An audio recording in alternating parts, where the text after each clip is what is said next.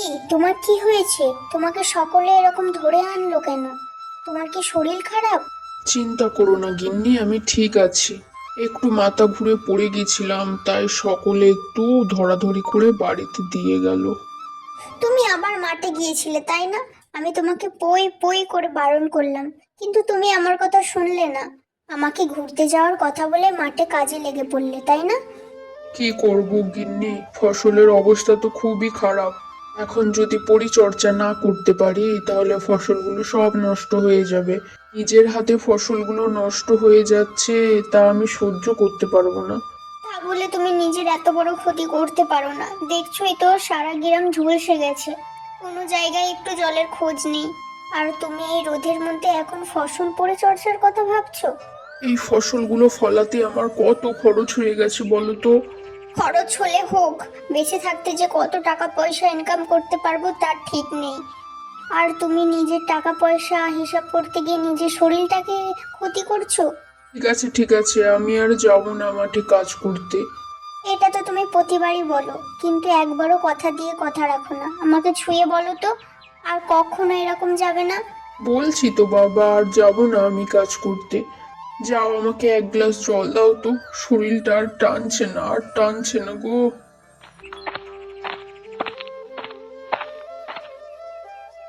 মা, ও মা, তোমাকে কতক্ষণ ধরে বলছি আমাকে খাবার দিতে। ক্ষুধায় পেট আমার চলে যাচ্ছে, তুমি কি বুঝতে পারছো না? বুঝতে পারলেই বাকি, আমি কি তোর জন্য খাবার নিয়ে বসে আছি নাকি? না, তোকে না খাবার দিয়ে আমরা একাই খেয়ে বসে আছি। এভাবে কথা বলছো কেন মা? আমি তো একটু খাবারই চেয়েছি। তুমি আমাকে বকাবকি কেন করলে? সব হয়েছে আমার জ্বালা। ওই লোকটার সংসারের প্রতি কোনো খবর নেই। আমি সব সংসারের ভার নিয়ে বসে আছি। ও মা, খাবার দাও না, আর কতক্ষণ না খেয়ে থাকবো বলো তো? আমি যে আর পারছি না, সকালেও কিছু খাইনি। ঘরে কোনো খাবার নেই, এখান থেকে যা তো। যা ঘরে আছে ওইটা এখনো সপ্তাহখানিক চালাতে হবে। এখন যদি খেয়ে না বাঁচতে পারি তাহলে সপ্তাহখানিক রেখে লাভ কি? ছোট হয়ে বড়দের মতো কথা বলিস না। যা বলছি তাই কর। এখন দিনে একবার করে খাবার হবে, রাতে একসঙ্গে এক বেলাই খাবি। যা তো এখান থেকে যা। আমি থাকবোই না, থাকবোই না এখানে। আমি এখান থেকে চলে যাব। ঘরে থেকে খাবারও পাই না, শান্তিও পাই না। শান, বেশি কথা বলিস না কিন্তু। আমার একদম মন মেজাজ ভালো নেই। কখন পিঠে দুমদাম বসিয়ে দেবো টেরও পাবি না।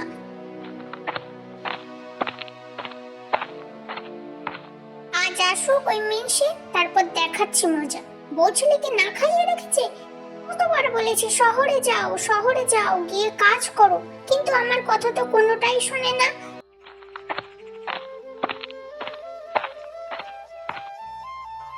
ওকে জগদীশ, তুমি আজ আমাদের গ্রামে কিছু দরকার পড়লো বুঝি?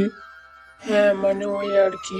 বলছি চন্দ্রকান্ত বাবু, আমাদের কি একটু সাহায্য করতে পারেন? ছেলেটা না খেয়ে আছে, পরে বিন্দু মাত্র খাবার নেই, যেটুকু আছে তা কতদিন যে চলবে সেটা বলা যাচ্ছে না। এই নিয়ে কতজন সাহায্য চাইতে এলো, তবে আমি একজনকেও সাহায্য করতে পারলাম না ভালো করে, কি যে করি আমি। দয়া করুন বাবু, দয়া করুন। সেই কোন গ্রাম থেকে হেঁটে আপনাদের গ্রামে এসেছি, আপনি আমাকে ফিরিয়ে দেবেন না বাবু, ফিরিয়ে দেবেন না। খরায় যে সারা অবস্থাটা খারাপ তা আমি জানি, আমার ঘরেও যে বেশি খাবার আছে তা নয়। আমিও তোমাদের মতো একই পথের পথিক। তাহলে এখন কি করব বাবু? এভাবে কি না খেয়ে থাকবো? এভাবে সবাই যদি না খেয়ে থাকে তাহলে পুরো ধ্বংস হয়ে যাবে। তুমি এক কাজ করো, দেখো এই গ্রামে কারা কারা না খেয়ে তোমার মতো এরকম হয়ে রয়েছে, তাদের আমার সঙ্গে যোগাযোগ করতে বলো। কিছু একটা করি, দেখি কি করা যায়। গ্রামের সকলকে যদি সাহায্য করতে যান তাহলে মনে হয় কাউকেই সাহায্য করতে পারবেন না। এই তো বললেন আপনার কাছে বিন্দু মাত্র খাবার নেই। এই হিসেব আমি একটু আগেই করে ফেলেছি। মনে হচ্ছে সবার কাছে কিছু না কিছু খাবার আছে, তা দিয়ে তাদের হচ্ছে না। ধরো আমার কাছে যেমন খাবার আছে, আবার এমন খাবার নেই যাতে যেটা তোমাদের কাছে আছে। ঠিক আছে বাবু, আমি তাহলে খোঁজ লাগাচ্ছি, খোঁজ লাগিয়ে আপনাকে সবটা জানাচ্ছি।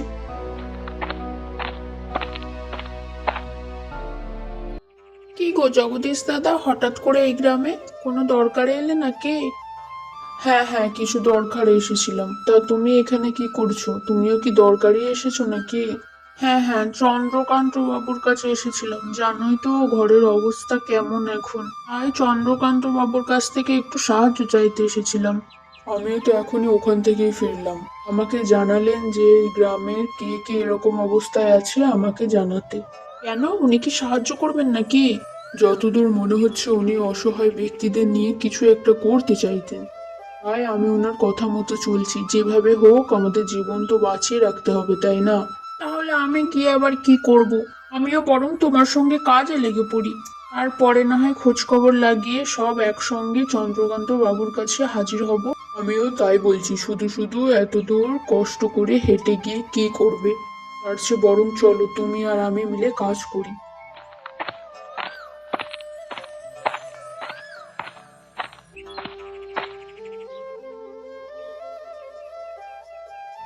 কি গো বুড়িমা, কতদিন পর আমাদের বাড়িতে এলে বলো তো? আমি যে কারোর সঙ্গে মন খুলে কথা বলতে পারি না, সেটা যে আমি তোমাকে কি করে বোঝাই।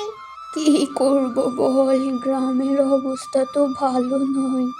এই গ্রামের মধ্যেই যদি আমি হেঁটে এত দূরে আসি তাহলে তো আর বাঁচবই না রে, বুঝতেই তো পারছিস।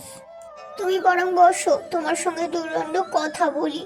শুনলাম নাকি জগদীশ চন্দ্রকান্ত বাবুর কাছে গিয়েছিল, উনি নাকি কিসের ব্যবস্থা নিয়েছে, সেখানে ওই পাড়ার কৈলাসের বউ থাকবে নাকি? তা তো থাকবেই, কৈলাস আর তোমার ছেলে মিলে দুজনা মিলেই তো খবর এনেছে। তাহলে তারা থাকবে না কেন? তাহলে বোঝো, একেই তো আমাদের প্রতি ওপরওয়ালা নারাজ, গ্রামে বৃষ্টি হচ্ছে না, তারপরে সাহায্যের মাঝে ওই পোড়ামুখের মুখটা দেখতে হবে। কার কথা বলছো? ওই কৈলাসের বইয়ের কথা নাকি? তা নয় তো কি, কৈলাসের বউ একটা অলক্ষী অপায়া, বিয়ের এতকাল হয়ে গেল এখনো একটা সন্তান জন্ম দিতে পারলো না। ওপরওয়ালা ওর ওপর বেশ নারাজ। না জানি আবার অঘটন না ঘটে। অঘটন তো ঘটবেই, তোমার ছেলেটাকে ওই অপায়ার থেকে দূরে রেখো, কখন আবার ক্ষয়ক্ষতি হয় তোমার ছেলেটার গলা যায় না। ঠিক বলেছো বুড়িমা, আমার ওই অপায়াটার আশেপাশে যেতে একদম ভালো লাগে না। তবে আমি আজ যাই, সন্ধে ঘনিয়ে এসেছে, আবার পরে একদিন দেখা হবে। ঠিক আছে বুড়িমা, সাবধানে যাবে।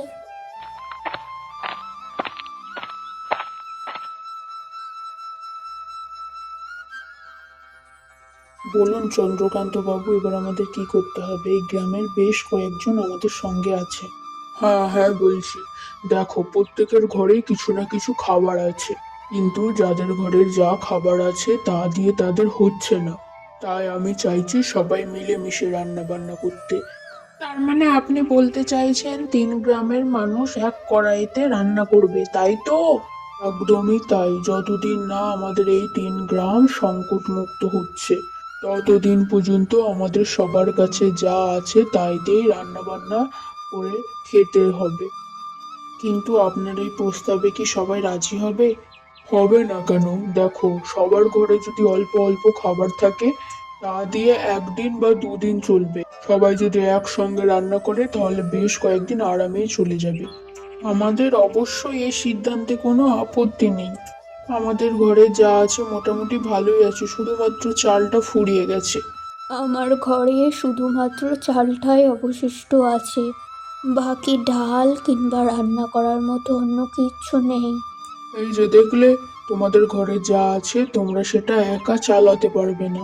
সবাই যদি মিলেমিশে চলো তাহলে সবাই চলতে পারবে। এবার তোমাদের সিদ্ধান্ত।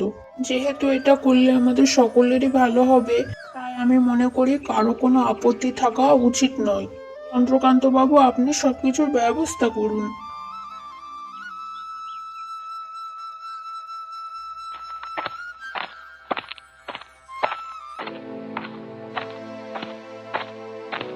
আরে কি করছো কি করছো? তোমাকে বলেছি না আমার ছেলের থেকে দূরে থাকবে, আমার ছেলের সঙ্গে কোনো কথা বলবে না।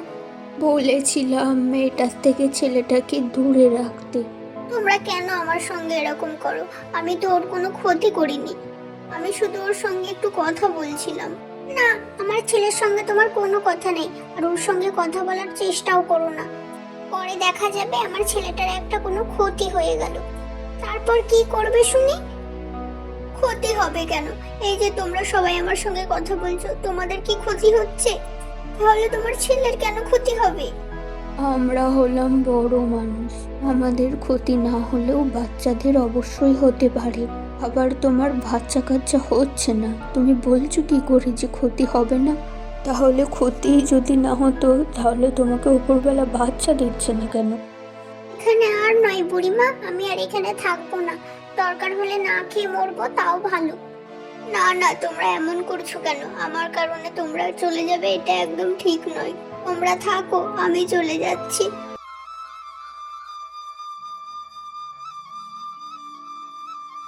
গিন্নি, ও গিন্নি, তোমার কি হয়েছে বলো তো? রান্নার ওখানে তো খুঁজে পেলাম না, তাই বাড়িতেই চলে এলাম। কাঁদছো নাকি? কিছুই তো কথা বলছো না। কেউ কি কিছু বলেছে তোমায়? কে আর কিছু বলবে? সবই তো আমার কপাল। আমার কপালে যে এত কিছু লেখা ছিল তা আমি জানতাম না। যদি জানতাম তাহলে জন্ম নেওয়ার আগে উপরওয়ালাকে বলে দিতাম আমার জীবনটা সুন্দর করতে। নিশ্চয়ই ওরা কোনো কেউ কিছু কথা শুনেছে। কে কি বলেছে বলো গিন্নি, আমি চন্দ্রকান্ত বাবুর কাছে সব কি নালিশ করব। ওরা যা করেছে নিজেদের ভালোর জন্যই তো করেছে। সত্যিই তো আমি একটা অপয়া অলক্ষী, নাহলে উপরওয়ালা কেন আমাকে বাচ্চা দেবে না? এভাবে বলো না গিন্নি, আমাদের কপাল হয়তো খারাপ, তাই আমরা সন্তানের সুখ দেখতে পারলাম না। এখানে ওপরবেলার দোষ দিয়ে কি লাভ বলো তো? তাহলে দোষটা কার? আমার তো হাতে কিছু নেই, তাহলে আমি অপমান কেন সহ্য করব? যাই হোক, যা হওয়ার তো হয়েই গেছে, এসব নিয়ে আর কান্নাকাটি করে লাভ নেই। ওইদিকে প্রায় রান্না শেষ, চলো ওখানে চলো, একসঙ্গে খেয়ে দিয়ে চলে আসবো। আমি যাব না, তুমি গিয়ে টিয়ে খেয়ে এসো। এমন কোনোদিন হয়েছে যে আমি তোমাকে ছাড়া কিছু খেয়েছি? চলো, আর কথা বাড়াবে না, আর তুমি ওদের আশেপাশেও আর যাবে না, বলে আর কোনো সমস্যা হবে না।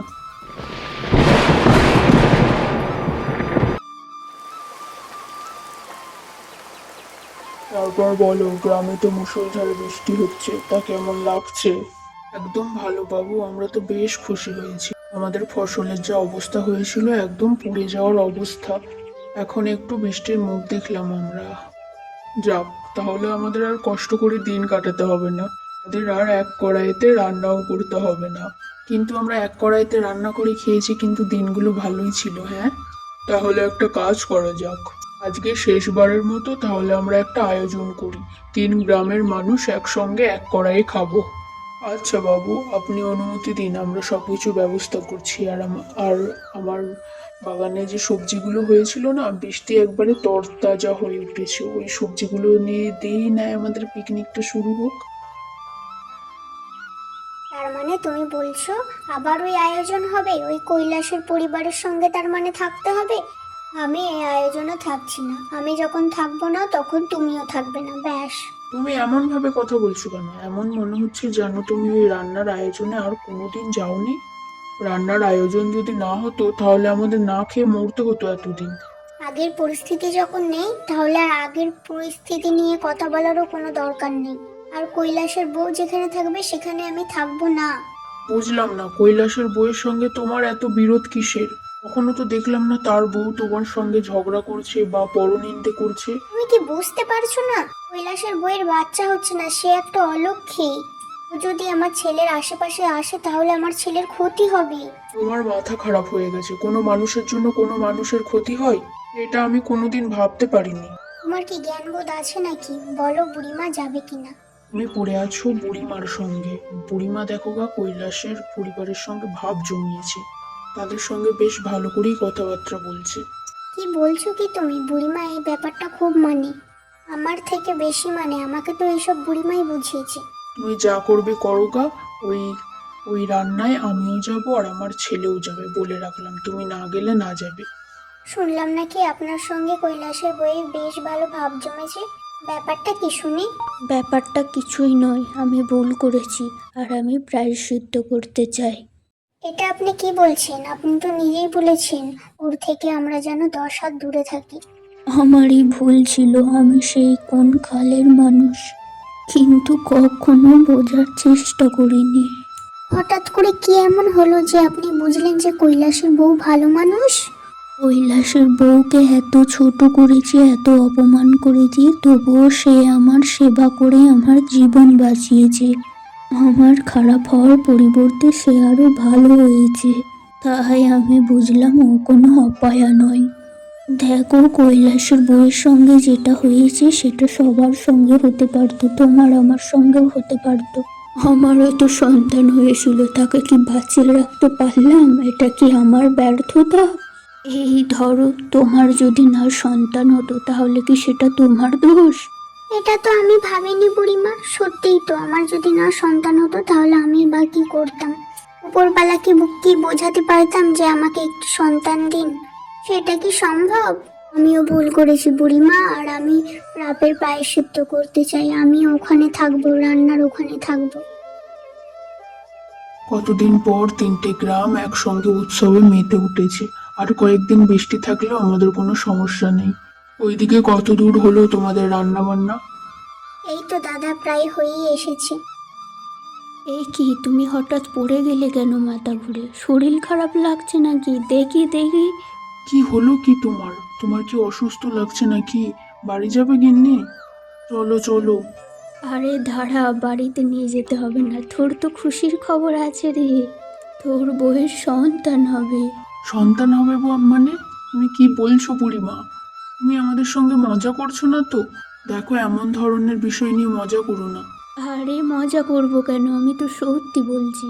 না হলে তোর বউ মাথা ঘুরে পড়ে যাবে নাকি? আমার এতদিনের কাজ মিথ্যে বলতে পারে না। তার মানে আমি বাবা হতে চলেছি? আমার স্ত্রী মা হবে? এই গ্রামের কেউ আমাদের নিয়ে আর হাসি ঠাট্টা করবে না গো গিন্নি। ওগো, শুনলে শুনলে তুমি? আমি মা হতে চলেছি। আমার এত বছরের অপূর্ণতা অপূর্ণ হতে চলেছে, শুনলে তুমি? উপরওয়ালার যে অশেষ কৃপা, দেখ আমি অপয়া নই, অলক্ষী নই, আমিও মা হতে পারি। বাহ, এই খুশির দিনে আরো একটা খুশির খবর। আরো বেশি বড় করে আয়োজন হোক। তোমরা যদি এরকম কার্টুন দেখতে চাও বা আমাদের কার্টুন যদি ভালো লাগে তাহলে একটা লাইক করে আর একটা সাবস্ক্রাইব করে পাশে থাকবেন।